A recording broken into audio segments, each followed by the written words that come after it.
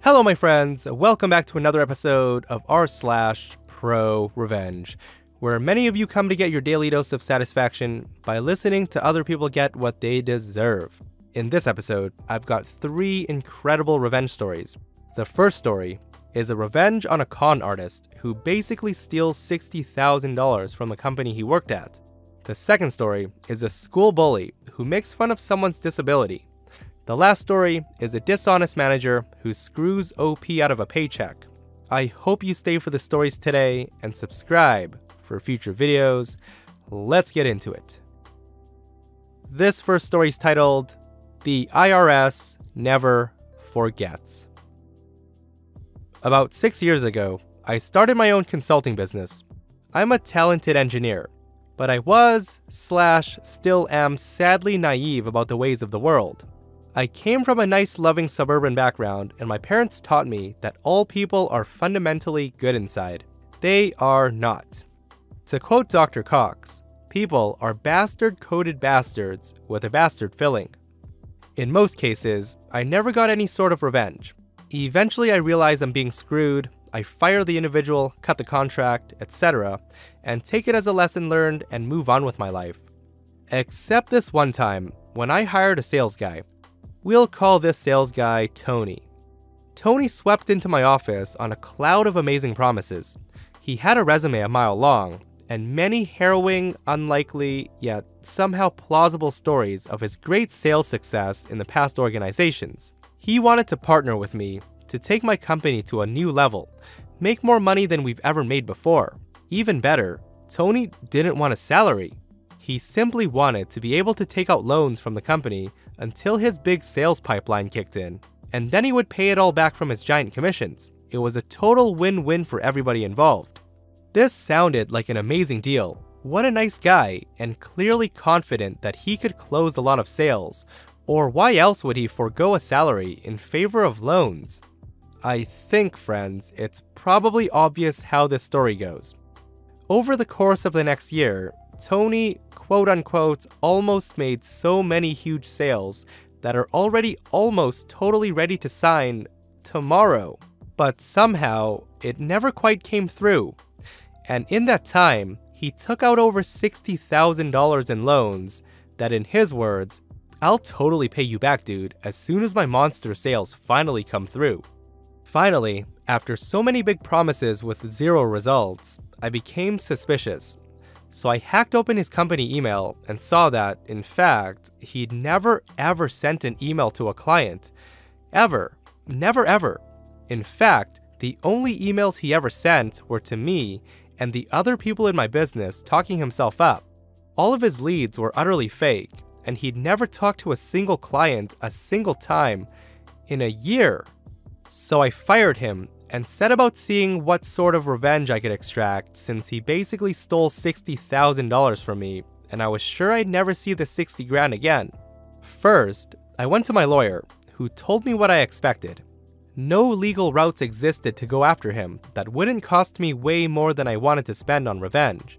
Second, I hired a private investigator to dig into him. It turns out, surprise surprise, that a lot of people are after this guy. Former business partners, hospitals in Florida, and a few others. It was finally my accountant who showed me the best way to get back at him without spending a lot of time or money. As I mentioned, he took out all of his pay from me as loans. We had a good paper trail on that, and now that I'd spoken to a lawyer and the private investigator, I knew I essentially had 0% chance of ever recovering that money from him. So I did the next best thing to benefit my business and to screw him over. I forgave the loans in their entirety. This had 2 huge impacts. First, I got a $60,000 tax write-off because the loans were now considered bad debt, which reduced my tax bill for 2013 to 0, a small but happy victory. Second, he now owes the IRS $20,000. You see, when I forgave the loan, it became income to him. Once it becomes income, full income taxes, including federal, state, Social Security, Medicare, etc., become due and payable. Because it's not payroll income, I don't have to pay the employer portion of taxes. This means he owes the IRS $20,000. This also means he can never escape, even through bankruptcy or any other means, and I have the world's most vicious attack dog trying to get money from him instead of whatever minor debt collection efforts I could have mustered. For those that aren't familiar with IRS and taxes, if you don't pay the money owed, the IRS can legally claim your property and assets and even garnish wages in your future jobs until they get their money. I don't think $20,000 is enough for jail time, but OP's right. The IRS never forgets, and they're also really relentless. You don't want them after you, or even seen in their crosshairs. A nice, clean pro-revenge. This next story is titled, "Wanna bully me for my disability? Have fun getting suspended for littering." Now, I want to warn you all, this is going to be a long story. I got very sick with what we know now is a life-threatening illness when I was 12. I was never great at making friends due to family issues, and so I had a small gathering of friends who I didn't realize weren't really my friends and just kept me around to poke fun at. Because I was so ill and doctors were trying to figure out why, I missed a lot of school, and at first, the doctors didn't think I'd pull through. But after missing a decent amount of school, I got a bit more stable and began being tutored from home to make up the work I missed. I worked my ass off so I could move on to the next grade with all of my friends, and it paid off. I made it. But when I was doing well enough to be able to go to school for a couple of days a week, I realized that one of my so-called friends had began really tearing into my reputation at school hard. This girl, let's call her Sarah, told everyone that I was out because I was pregnant and had a contagious disease. Everyone in the school was laughing and making fun of me. I was being called horrible things and even told to kill myself. I was only 13 and it was very hard emotionally and physically for me to deal with all of this, especially after she began to physically bully me as well. When I told the school, they brought her in and we spoke together, which just made it worse. They started brushing things off when I'd come in and tell them that she was getting worse, causing me to be more depressed than before. After months of dealing with this all, I heard about our annual class field trip.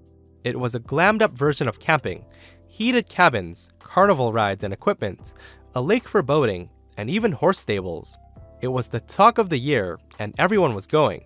It took weeks of begging my parents to agree I could go. The conditions were that I had to have my school nurse as my chaperone, and I can only stay one night, whereas everybody else stayed 2 nights and 3 days. I was so excited to finally be able to do something normal that didn't involve hospitals and tests and treatments. Everyone in school chose their groups quickly. My friend group filled their cabin, so Sarah and I were the odd ones out. We got placed in a cabin with a bunch of other girls who were extras in their friend groups. I absolutely dreaded being in a cabin with her, but I did my best to enjoy my day at the camp before having to get into the cabin at night. Most of the girls were eating and sitting in front of the fireplace joking around along with Sarah. Everyone was complaining about how this large group of popular girls got the boat cabin. The boat cabin was the best cabin, the only one with 2 stories overlooking the lake. They had better beds, more room, a full kitchen, more showers, and a balcony. The popular girls had convinced the principal via their parents to let them stay there.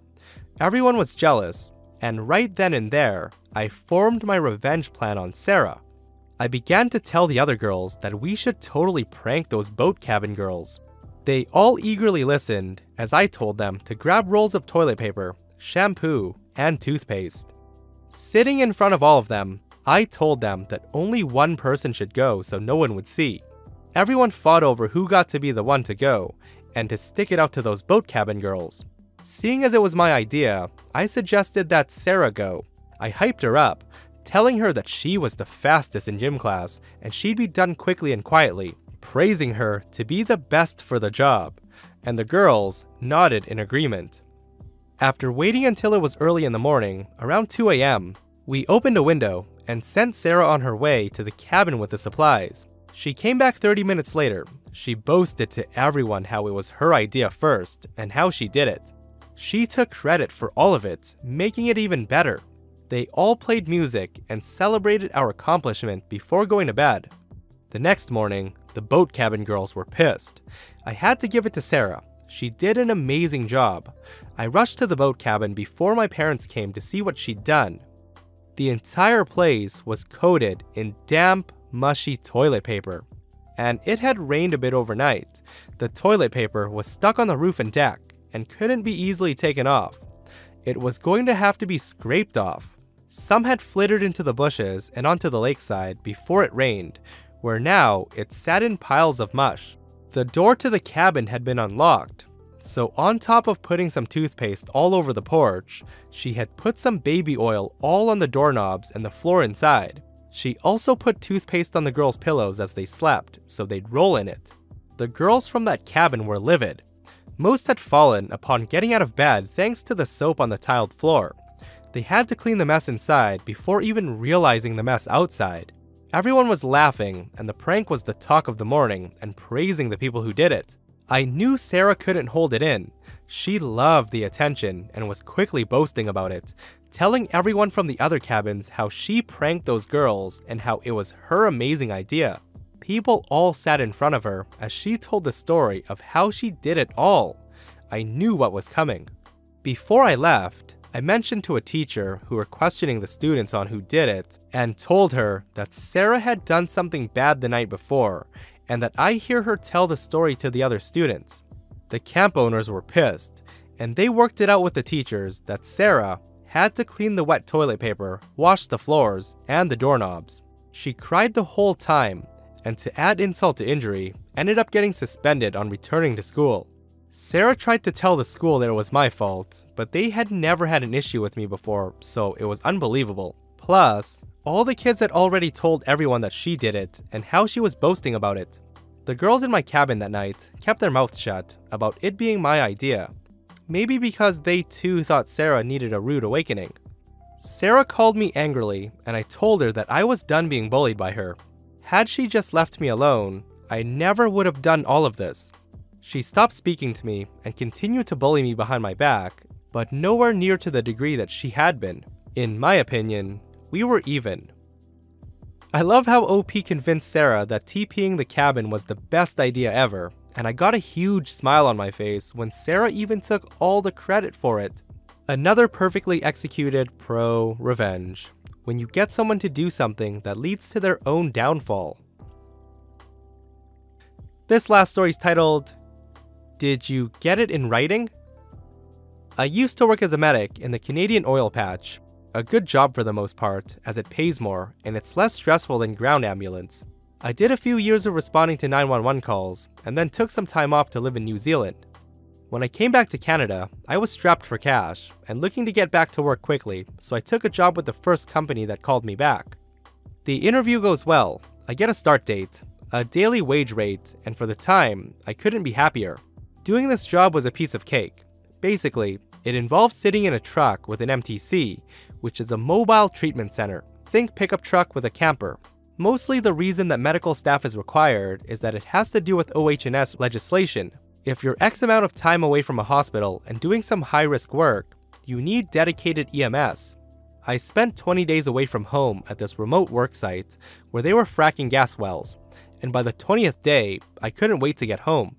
I was excited to get my first real paycheck in nearly a year, and planning on first paying off some bills and then getting blackout drunk. This is where things went sideways on me. I tore open the mailbox like a child on Christmas morning. Opening the letter, I froze. What? I'm missing over $1,000. A glance at my attached pay stub revealed that I was getting paid $75 less per day than expected. Okay, I think to myself, must be a mistake. I'm sure they'll rectify it for me. The next day, I went down to the office and met with the manager and a few other office people. We sat down and talked it over, and I asked if it was a mistake and when I could be expecting the rest of my pay. The manager looked at me squarely and said, "You won't be getting that extra money. I've discussed with the rest of the management and we have agreed no one told you that you would be getting $400 a day. We only pay $325 to start." I said, "Well, I'm not saying you all told me I would start at $400. You personally told me that I would get $400 the day you hired me." Smirking at me, he began and said, "Why would I start you at the top wage? we'd have nowhere to go. You wouldn't ever be able to get a raise, and that wouldn't be fair now, would it? I replied, that doesn't bother me. Besides, you told me that I would get $400. With that smirk still plastered across his face, he said, I don't remember that. Did you get it in writing? At this point, I knew he got one over me, and while internally livid, I tried not to show any emotion. And I said, no, I guess I didn't. And the manager said, well, there you go. So let's get this settled while you're here. You'll get $325 a day rate, and we're all in agreement. Is that okay? Can you live on that? I agreed without too much fanfare and left wordlessly cursing him. I start looking for jobs immediately, as I'm not about to continue working for the guy if I don't have to, but remembering at the same time that I'm not suited for unemployment. 3 days into my scheduled 10 days off, I get a call from the manager. He says, hello OP, can you work tomorrow? I've got a job and our medic is sick. It's really important. They're doing a large gas frac in the morning. And I said, sure. He tells me, great. You'll have to come by tonight to grab a truck. I won't be there, so I'll give you the gate code to the yard and leave the keys on the gas cap. You need to drive out to site tonight and be there for 6 a.m. start. I said, you bet, boss. I said that, barely keeping my voice even. At this point, I decided to say that unemployment wouldn't be that bad. Fast forward to 7 a.m. the next day. The phone call that I was expecting from the manager arrives, and he says, where the bloody hell are you? What do you mean? You needed to be at the job site for 6 a.m. I just got a call from the oil company. Where the hell are you? I said, I'm at home. What? You said you were going on this job. We talked last night. And I said, I don't remember this. Did you get it in writing? I promptly hung up and then turned my phone off. Without a medic on site, they couldn't start the job, and it was my company's fault. If you know anything about fracking, it's hella expensive, and they ended up having to pay for all the labor costs during the delay. I got threats of legal action, and with that, I know it cost them thousands. I hope it was worth it. I don't burn my bridges. I take off and nuke them from orbit. It's the only way to make sure. It's been almost 8 years, and the company eventually folded, and nothing ever came of their saber rattling. I still get a good chuckle when I imagine that asshat going red in the face. There's nothing worse than working your ass off and seeing that you got paid a lot less than you thought. I'm glad to hear it worked out well in the end. It goes to show that dishonest employees of a company can really bring it down. And that's it for today's episode of r/ProRevenge. If you aren't subscribed, hit that subscribe button and turn on notifications because I upload videos almost every day. See you guys in the next one.